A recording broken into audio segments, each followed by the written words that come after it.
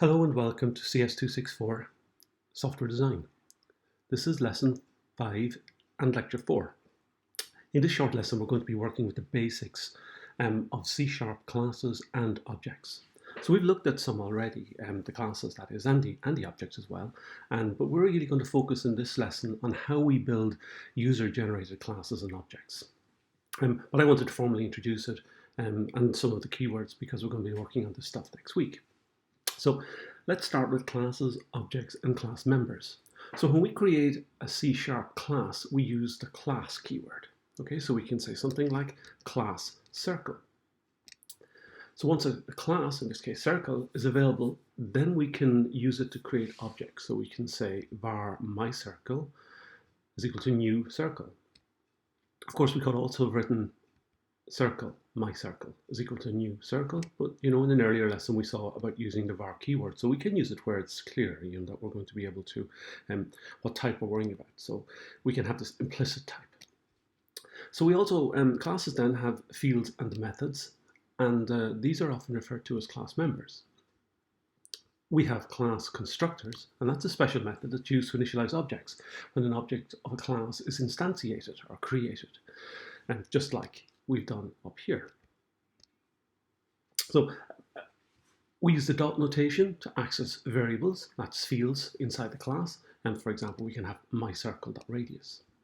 So in the example that follows you're going to see me using the word public, and you've seen it already. So this is called an access modifier, and that specifies the variables or the fields of circle class are accessible from other classes as well, including the program. So C# has several access modifiers: public, the code is only accessible to all classes, and private, the code is only accessible within the same class, protected, the code is accessible within the same class or subclass, and internal, and the code is accessible when it's own assembly. We'll see a little bit about that later in the course. So let's think about class properties now. So we saw that the private fields can only be accessed within the same class, but sometimes we need to access them, of course, and that can be achieved using properties. You may have seen this with Java, with getter and setter methods, and we have something similar happening in C#. So let's say we have a public class record here. It is a field, three fields that are private: strings, name, occupation, and address. And these are similar to ones we would have used in earlier lessons. Now we can create a property called name as well. It has a different name or identifier than name with the lowercase n. And we say what happens when we get name, or get this property, we return the value of the private member name, or if we set the property, then we say the name is the value, and that value is the value that's assigned to name at the time it's utilized in the other class. So it's really good practice to have the same name for both the property and the private field, but this time use an uppercase letter. So as I said already, the get method returns the value of the variable name, and set method assigns the value to name, and the value keyword represents the value that's assigned to the property. So we can see we create a record. My record is a new record, record.name, the property is John Keating, and we can write out my record.name where we get the value. And we try to write out the private member, lowercase name, it gives you an error. So here's an example using a circle. It utilizes some of the features we've seen already in these lessons. So we're using this static here, so we don't have to write system.mat.py, for example. We can just refer to it as pi. Here's a circle. We have a constructor that uses a parameter. In this case, we use as many parameters as we like.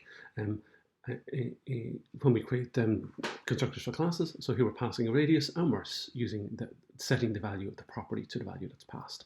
And we have another property called radius, and that gets and sets the radius. And of course, once we have the radius of a circle, we can generate a diameter. So we just need a getter. We can generate the circumference. We can just use a getter, and we can generate the area. We just have a getter here. And you'll notice that we're not using a system.mat.py or system.mat.pow here. We can do all that work ourselves. Then we can execute the program, create a new circle. Again, we're just using an implicitly typed variable here for C1, and then it should be R1 and C1. I should really correct that. Well, we can call it what we like. Okay, we can do this. Okay, and now we fix this.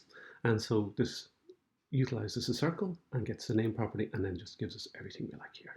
Okay, so I think probably what had happened is that earlier is that I created a record in this class as well, and I was practicing and using the variable names there. But okay, but that's everything we need to do and know about the basics of classes, and we'll see more next week. So that's it. In this lesson, we learned about some fundamentals of classes, object, class members, and properties. Thank you very much for watching.